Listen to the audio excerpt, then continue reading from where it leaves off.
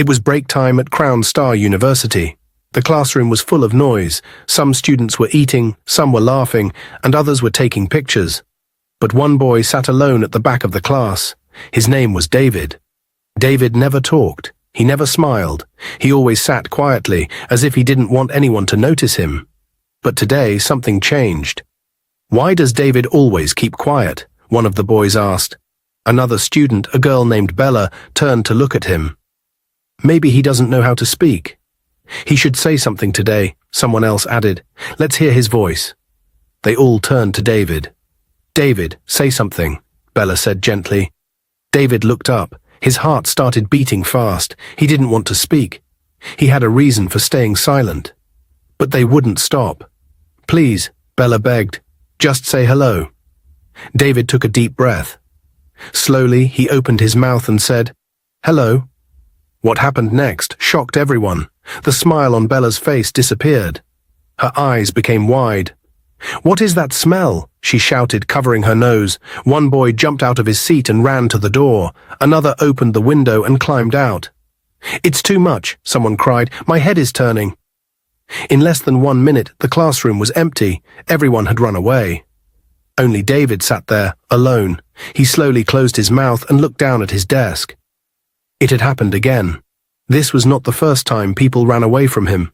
They always laughed or screamed when he spoke. They didn't know why his mouth smelled like that. They never asked. They just called him names. Mouth bomb, Mr. Talking Toilet. But David never fought back. He never shouted. He just stayed quiet. David got home that day feeling tired, broken and ashamed. His mother was in the sitting room. "Welcome, my son," she said with a smile. But David didn't answer. He walked in slowly and sat down on the edge of the chair. "Are you okay?" his mother asked. David looked up at her. His eyes were red. "Mother," he said, "I'm tired of everything." His voice was low and heavy. His mother's smile slowly disappeared. "I can't continue like this," he said, shaking his head. "Every time I talk, people run. Today my classmates jumped out of the window. Again." Before his mother could say anything, she covered her nose with her hand. The smell hit her hard, but she didn't want to make him feel worse. David saw her. His heart broke. He stood up slowly and looked at her with tears in his eyes. "Mother," he said softly, "I thought I'm your son." "You too. You're covering your nose." His mother looked away. "If you were the one sitting here, you would do the same." David felt like something had pierced his chest. "So now you're like them? You're also ashamed of me?" His mother sighed deeply. "David, this didn't just start today. I warned you. I told you to be careful with the way you talk to people, but you refused." "What are you talking about?" David asked, confused. His mother's face turned serious. "If you had not humiliated that old woman 3 years ago, you would not be in this condition." David's eyes widened. "So now you blame me?" he asked. "Have you forgotten how that dirty old woman insulted me first in the market? She called me spoilt royal trash. She said I was proud and useless. What did you want me to do? Smile at her?" "You should have walked away," his mother shouted. "You are a prince. You are meant to act better." David shook his head in disbelief. "So because I replied someone who insulted me, I now deserve this? You think I enjoy this pain? You think I enjoy going to school and coming back in shame every day?" His mother's voice was calm but heavy. "David, your father and I have done everything we can. Do you know the places we have been to? Churches, mosques, herbal homes, hospitals, prayer camps. We have tried everything." She stood up, tears welling up in her eyes now. "We've prayed. We've fasted. We've begged. We even went to that mountain they said was powerful. I've not stopped trying. Your father has not stopped either." David turned away from her. He felt like the whole world was falling on him. "I didn't ask to be like this," he whispered. "No one asks for their suffering," his mother replied gently. "But you must learn to accept that blaming everyone will not help you." David didn't say anything. He walked to his room slowly, his heart heavy. He closed the door behind him and dropped to the floor. He cried like a little child. Loud, painful sobs filled the room. "What kind of life is this?" he said to himself. "What kind of punishment is this? I'm a prince, but I feel like a curse." He picked up a photo from his table. It was him as a small boy, wearing his royal outfit beside his father. He touched the picture gently. "I was so happy back then," he whispered. "What happened to me?" Outside his room, his mother stood by the door, wiping her eyes. Her heart was breaking too, but she didn't know what else to do. The next day, David sat alone again in the classroom. His books were open, but he wasn't reading. His eyes were empty. His heart was tired. All he could think about was how useless he felt. Suddenly, someone walked in with loud steps. It was Stella. She was wearing shiny lip gloss and tight jeans that made her walk like she was on a fashion show runway. "Oh, look who's here," she said, placing one hand on her hip. "Fine boy with mouth odor. What are you doing all alone again?" David didn't answer. "I bet you can't go out during break," she continued, laughing loudly. "If you breathe near the fish pond, all the fishes will die." She held her nose and acted like she was choking. "Somebody call the ambulance. Dragon breath is about to attack again." A few students nearby laughed. David looked down at his book. His ears were hot. His chest was heavy. He wanted to speak. He wanted to say something sharp and clever. But he couldn't. He just stayed quiet. Stella rolled her eyes, flipped her braids, and walked out, still laughing like she just watched a funny movie. David sat there, frozen. He felt smaller than the chair he was sitting on. Then the classroom door opened gently. A girl stepped in. She looked around quietly. She held a file and a small bag in her hand. Her school uniform was neat, and her shoes were clean. Her eyes were calm, and there was something peaceful about her. Her name was Annabelle. It was her first day at Crown Star University. She looked around, a little confused. Then she walked gently to where David was sitting. "Hi," she said kindly. "Excuse me, please. I'm looking for the school library. I'm new here." David looked up. He didn't speak. He wanted to help, but fear held his mouth shut. Annabelle waited. "Please, can you help me?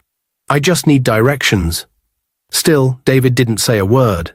He looked around nervously. Then he picked up his pen and tore a sheet from his notebook. He quickly drew a small map and wrote down instructions to the library. He passed the paper to her. Annabelle took it and smiled warmly. "Thank you so much." She looked at him for a moment. "Are you okay?" she asked softly. David gave a small nod.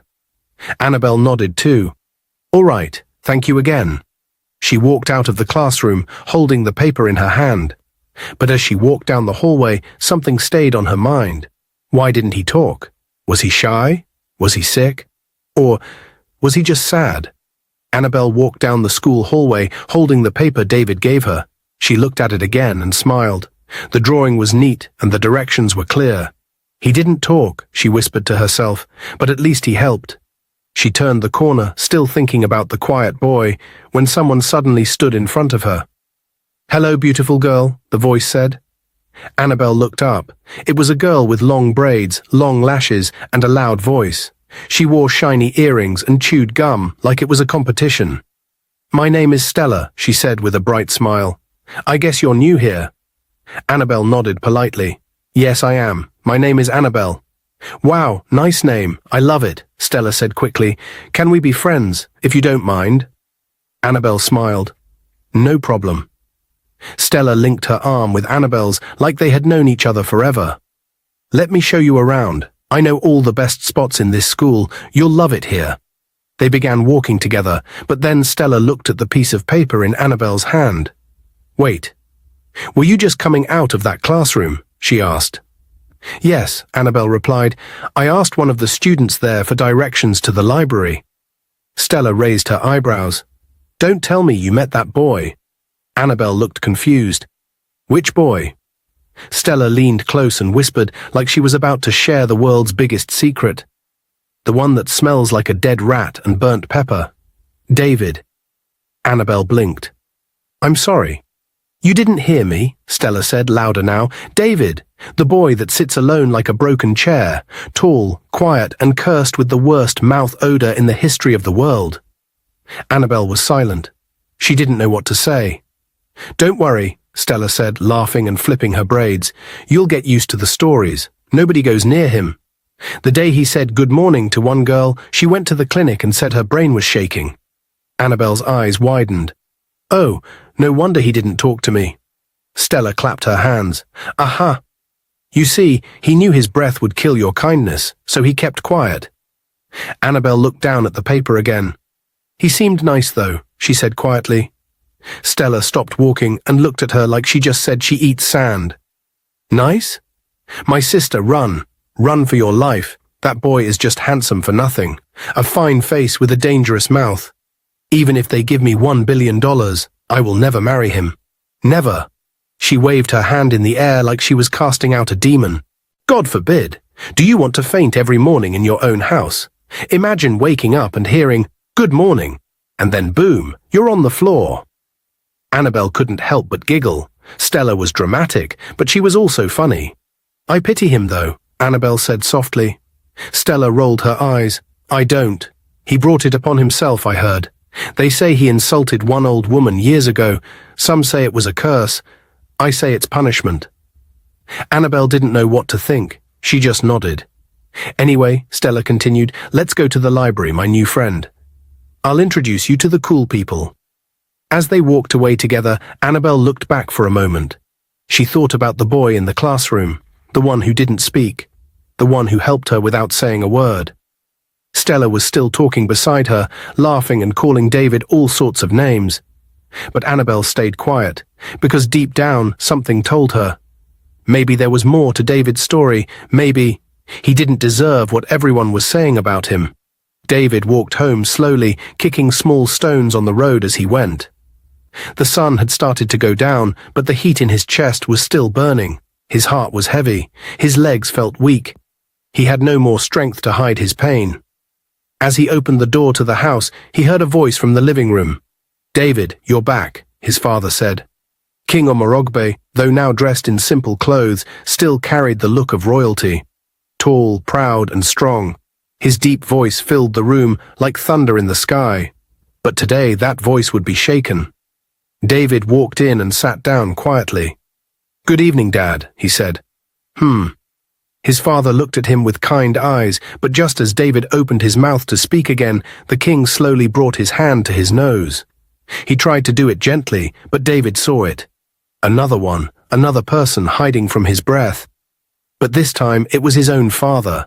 David looked down. He didn't even feel surprised anymore. He was used to it. I see you covered your nose again, David said softly. Don't worry, everyone does it. David, please don't be offended. I'm not. I've stopped feeling anything, David said, shaking his head. I'm just tired, Dad. Tired of all of this. The king sat up straighter. What happened again? David's voice cracked as he spoke. They laugh at me in school every day. Today, a new student asked for directions to the library. I couldn't even help her. I was too scared to open my mouth. I just gave her a piece of paper like I'm some dumb person. He clenched his fists. I can't continue like this, Dad. What kind of life is this? I've become a shadow, a joke. I can't laugh. I can't talk. I can't even make friends. Tears gathered in his eyes, and his voice became low and shaky. If you don't do anything about this, I swear I will end it all. I will unalive myself, Dad. I can't do this anymore. The words hit his father like a blow to the chest. No, the king shouted, standing up in fear. Don't ever say that again. He rushed to David and knelt in front of him. David, please listen to me. You are my only son, my only child. You are the reason your mother and I are still standing. Don't even think of such things, please. David looked at his father with tired eyes. I don't want to feel this way anymore. You won't, the king said firmly. I promise you, I will do something. Tomorrow morning, I will travel to Oke Agbara. There is a man of God there, Prophet Elijah. Very powerful. People say his prayers can shake mountains. David's heart moved a little. I've heard of him, he said quietly. Yes, his father nodded.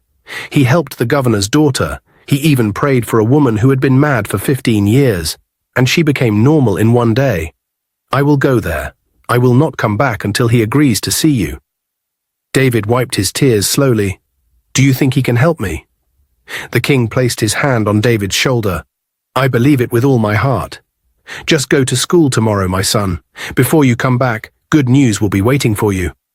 David stared at his father, and for the first time in a long while, he smiled a little. Thank you, Dad. His father pulled him into a hug. "We will win this battle. You are a prince, and no curse will destroy your life." David nodded. That night he slept with hope in his heart. For the first time in months, he dreamed of himself smiling, laughing, talking without fear. The next day at Crown Star University, the school was buzzing with whispers and surprise. Students gathered in small groups, talking quietly but excitedly. Something big had just been discovered, and it was spreading fast like fire on dry grass. In one corner of the school, Stella was sitting under a tree. Then her friend Lydia came running toward her. "Stella, Stella, you won't believe what I just heard," Lydia said, almost out of breath. Stella looked up lazily. "What is it again? Did the cafeteria finally buy meat pies that have meat inside?" No, something bigger than meat pie." Lydia sat beside her and lowered her voice. "It's about David." Stella raised her brow. "David? You mean Mr. Mouth Explosion?" Lydia nodded quickly. "Yes, I just found out something shocking. David is not an ordinary student." Stella frowned. "Okay, what does that mean?" Lydia leaned in closer. "David is the only son of King Omorogbe. That means he's a prince." Stella's eyes nearly popped out of her head. "Wait, what?" "I'm serious," Lydia said. "I confirmed it. His full name is Prince David Omorogbe. He came to this university quietly to study like a normal person." Stella dropped her nail file. "Oh my goodness.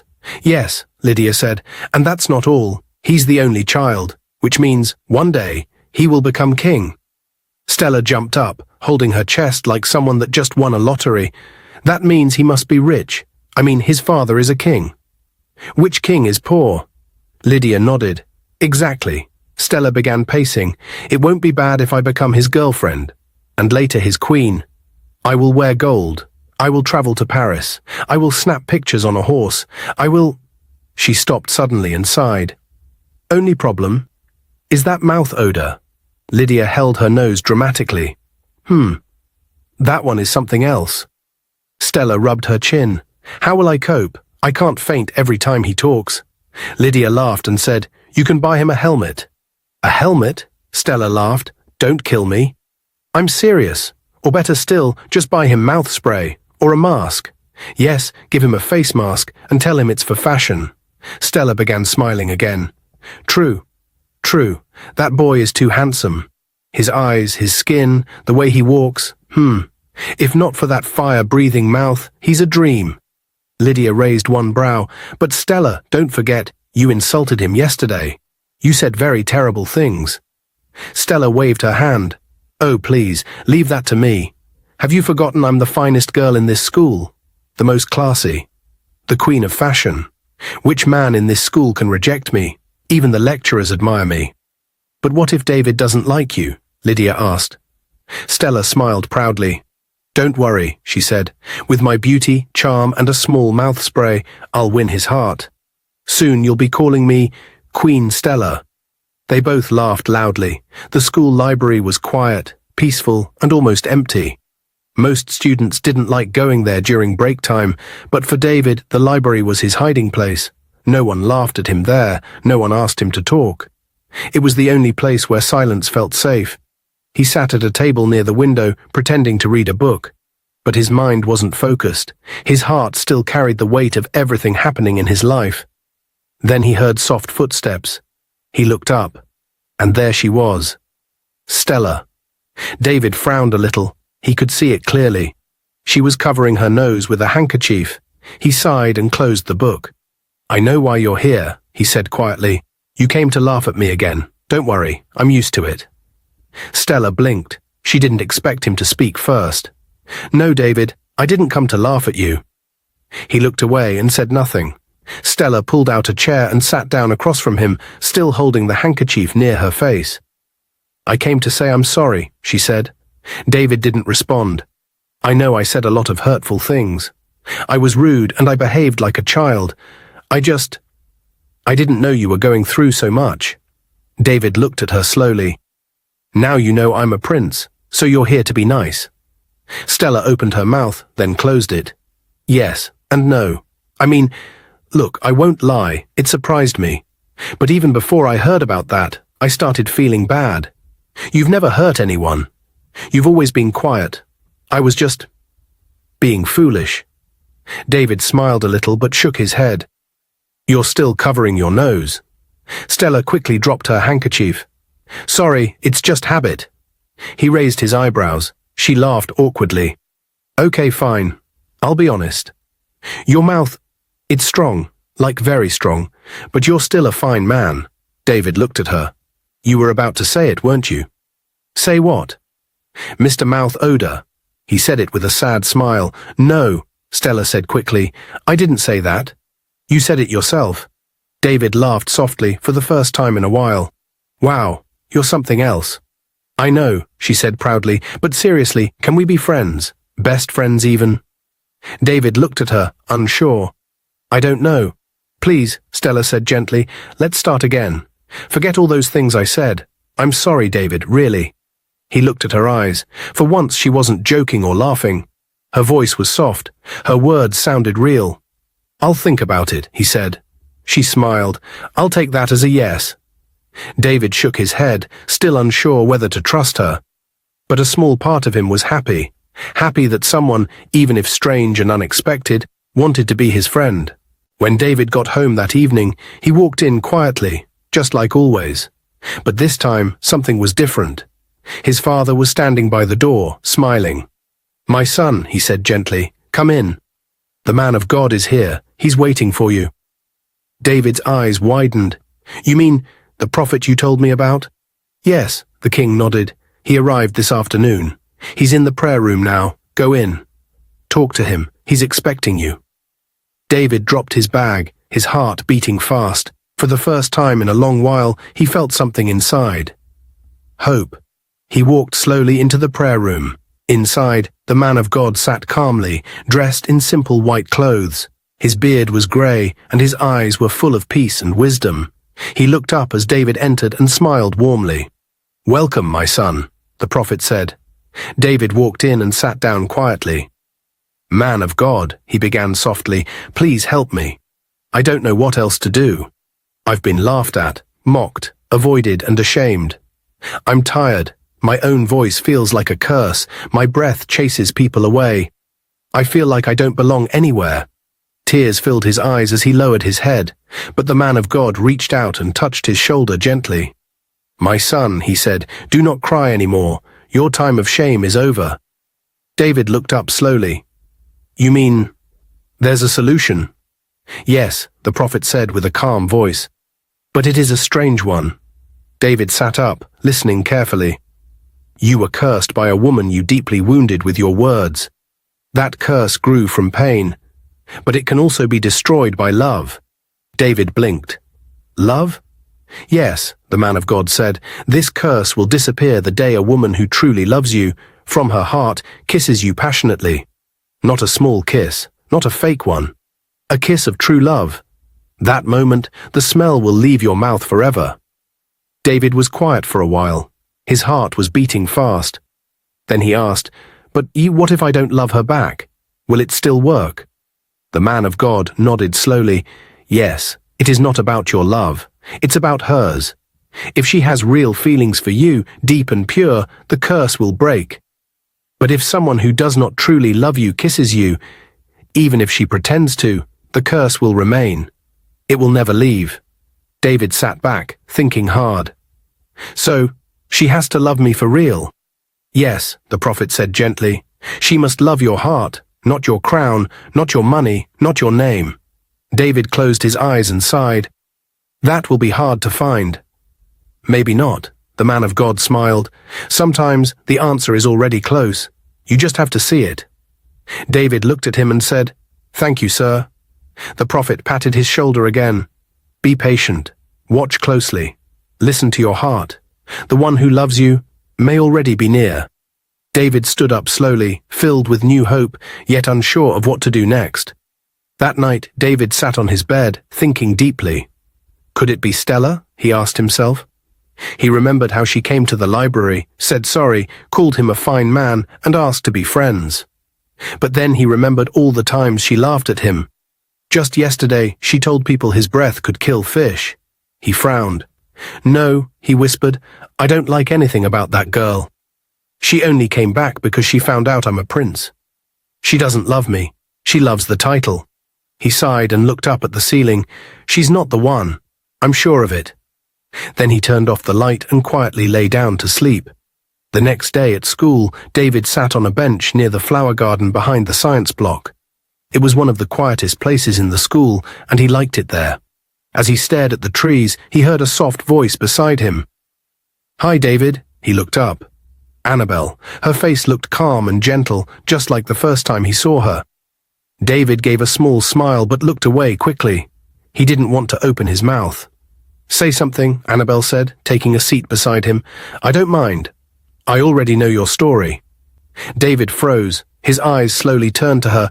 "Oh, really?" he asked, his voice low and shaky. "I'm sorry," he added quickly. "It's not my fault. I didn't choose this." Annabelle nodded kindly. "I know, the smell was strong," she said, chuckling gently, "but I can manage it. It's not the end of the world." David looked at her in surprise. "Are you sure?" "You can cover your nose. I won't be upset." Annabelle shook her head. "No, I'm fine." David felt his heart beat differently. She wasn't pretending. She meant it. "Can we be friends?" he asked softly. "If you don't mind." "Sure," she smiled. David relaxed a little. He finally felt seen, as a human. Then he looked at her again. "I haven't seen you around since the first day. Where have you been?" Annabelle's smile faded. "My mum was very sick. I had to stay home and take care of her." "Oh no," David said, his voice full of concern. "I'm so sorry. Is she okay now?" "Yes," Annabelle nodded. "She's fine now, thank God." "I'm glad," David said. Then he stood up. "I'm going to get something to eat. Do you want to come with me?" Annabelle shook her head. "No, I'm okay. Maybe another time." David smiled gently. "All right. Maybe next time then." He walked away, his heart lighter than it had been in weeks. But just as he turned the corner, trouble arrived. Stella walked up to Annabelle with her arms crossed and her eyes full of fire. "What are you doing with my man?" she asked, loud and rude. Annabelle looked confused. "What do you mean? Who is your man?" Stella scoffed and flipped her braids. "Don't act dumb with me, Annabelle. David, of course." Annabelle burst into laughter. "You're joking, right? Weren't you the same person who said David is not your type? Just a few days ago, you were shouting that even if they gave you $1 million, you would never accept him because of his mouth."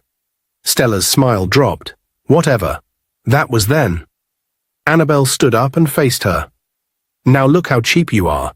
Just because you heard he's a prince, you suddenly love him. How desperate can you be, Stella?" Stella stepped forward angrily. "I warned you. Stay away from my man. If you don't, I swear I'll stop being your friend." Annabelle folded her arms. "I never begged for your friendship, you desperado. You think everything is about looks and money." Stella gasped. "How dare you talk to me like that? You know I'm classy and more beautiful than you." Annabelle stepped closer. "No, how dare you? You call yourself classy, but you're fighting over a boy you used to insult. You empty soul." Stella's face turned red. "You daughter of a poor tomato seller. You that smell of poverty. I regret ever speaking to you." Annabelle laughed. "And I regret ever believing you were a decent human. Who's the real one that smells? You walk around spraying perfume, but your heart stinks." Stella raised her hand like she wanted to slap her, but Annabelle stepped forward boldly. "Go ahead," she said calmly. "Touch me, and I'll make sure the whole school hears about how low you truly are." Stella froze. She knew Annabelle was serious. "I'm not even dating David," Annabelle said sharply. "We're not even close yet. So what is all this madness? Fighting over a boy just because he's a prince? That's your idea of love?" Stella couldn't speak. Her lips trembled, but no words came out.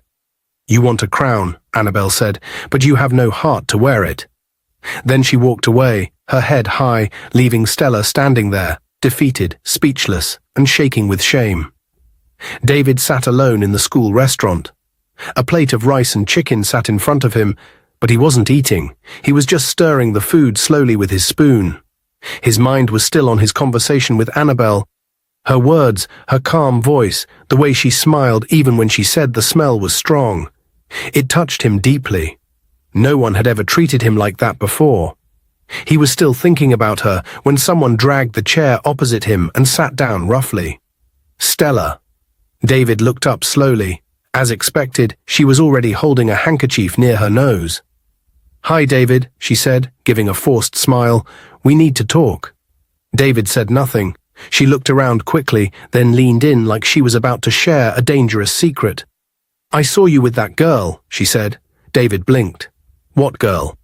"Don't pretend," Stella snapped. "That new girl, Annabelle." David looked down at his food. "What about her?" Stella rolled her eyes. "You need to stay away from her. That girl is no good." David looked up. "What do you mean?" "I know her very well," Stella lied. "We used to attend the same school. She's cursed, David. People that get close to her always have bad luck. She's not who you think she is." David frowned. "Cursed?" "Yes, ask anyone. Her mother used to be sick all the time because of her. And I heard she was even chased from her last school." David folded his arms. "Why are you telling me all this now?" Stella sat up straight. "Because I care about you. I'm your girlfriend. I'm only trying to protect you from her. She's pretending to be sweet, but it's all fake." David looked at her closely. "You're still covering your nose." Stella quickly lowered her handkerchief. It's nothing. My nose is a bit sensitive." David leaned back in his chair. "Why are you really here, Stella?" "I told you, I'm trying to help you." "No," David said quietly. "You're trying to destroy someone else." Stella's face changed. "You said I should stay away from the only person who treated me like a human being." Stella scoffed. "You call that love?" "She's just acting. Trust me, girls like that don't love boys like you." David stood up slowly. "And girls like you? You think I forgot how you laughed at me? How you shouted across the class that my breath could kill fish?" Stella was silent. "You want me now because I'm a prince," he said. "But you never cared about me, not truly." Stella's face turned red. "Fine, do what you want. But don't say I didn't warn you when that girl shows you her real face." David picked up his tray and looked at her one last time. "She already showed me her real face. And it was honest." As David walked away from the restaurant, Stella sat back in her chair, her face slowly changing from fake sadness to wicked amusement. She dropped her handkerchief and burst into quiet laughter. "Look at this mouth odour boy. He actually thinks I'm after his handsomeness." She scoffed loudly, then rolled her eyes. "This boy must be dreaming. Who even likes him for real? That breath alone is enough to chase away mosquitoes in a whole village. But don't worry, my dear Prince Dragon Breath," she whispered.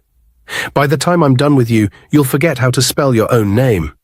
I'm the queen of this school. No one takes the spotlight from me, not even a cursed prince with a royal mouth bomb." With one final smile, she walked out of the restaurant. In her mind, a plan had already begun. She was going to do everything to pull Annabelle away from David, even if it meant lying, twisting stories, or causing problems. Because in Stella's world, if she couldn't have David, no one else would. The next morning, Stella arrived at school earlier than usual. She wore her best outfit, sprayed perfume until the hallway smelled like a flower shop, and walked like the queen she believed she was. Her first mission, destroy Annabelle's image. She walked straight to a group of students sitting under the school tree. "Good morning, guys," she said sweetly, pretending to be polite. "Good morning, Stella," they all replied. "I just wanted to tell you something small," she began, lowering her voice. "It's about that new girl, Annabelle." The students leaned in, curious. "I'm not the type that talks too much," Stella said, pretending to be shy. "But I think it's only fair you all know who she really is." "Who is she?" one girl asked. "Well..." Stella glanced around, then whispered, "She was expelled from her last school. I heard she was caught doing things with boys in the school garden. They say her mother even begged the principal not to involve the police." "What?" someone gasped. "Yes," Stella nodded. "That's not all. Some say she uses charm on boys. Maybe that's why David is following her around like a lost puppy." "David?" another girl said. "That smelling mouth guy?" "Yes," Stella smiled, "but I've already warned him. Let him ignore me and chase after a witch. When his kingdom starts falling apart, he will remember who truly cares for him." The students started whispering and shaking their heads. Stella walked away smiling. Her lies were working. But not everyone believed her. One girl who had once sat next to Annabelle in class frowned. "That story sounds made up," she said quietly. "Annabelle doesn't look like someone who'd do all that." Meanwhile, Annabelle had no idea her name was being dragged like mud through a storm. She was in the school clinic, helping a sick girl walk to her bed. Kindness was natural to her. She didn't do it to impress anyone. And David? He was in the library again, sitting in the same spot where he first saw Annabelle. He kept looking at the door, waiting, hoping. When he didn't see her, he sighed and looked at the clock. Where is she today? His heart was starting to feel something it hadn't felt in a long time. Longing. Suddenly, a boy entered the library, looking surprised to see David. He covered his nose. "Hey, I heard you're talking to that Annabelle girl," the boy said. David nodded slowly. "Be careful," the boy warned. "They say she was expelled from her last school." "Something about boys and police." David stood up immediately. "Who told you that?" The boy shrugged. "People are talking." Stella said. "Stop right there," David said sharply. The boy blinked in surprise. "Next time someone gossips, ask them to bring proof," David said firmly, "not just words." And with that, he walked out. 1 week passed. The school was still buzzing with gossip. Stella was still spreading lies, and some students had started acting strange toward Annabelle. But she didn't care. She avoided drama and focused on her studies. David, on the other hand, stayed close to her. Quiet, kind, and always respectful. They didn't talk much in public, but when they were alone, it was different. One afternoon after classes, David and Annabelle sat under a quiet tree behind the library. The air was cool, leaves danced in the wind, and birds sang softly above their heads. David looked at her and smiled. "I'm glad you still talk to me, after everything." Annabelle smiled too. "Why wouldn't I? You've been nothing but kind to me." David looked down. "Not everyone sees me that way." "I don't care what others see," she said gently. "I know what I see." David looked into her eyes. There was silence, a deep, sweet silence. Then, without saying a word, Annabelle leaned forward and kissed him. It was soft, slow, and full of meaning. Dear viewers, what lessons did you take away from this dramatic tale? We'd love to hear your thoughts in the comments below. If you enjoyed the story, give us a thumbs up, share it with friends, and hit that subscribe button. Don't forget to turn on notifications so you never miss out on our latest updates. Thanks for watching and stay blessed.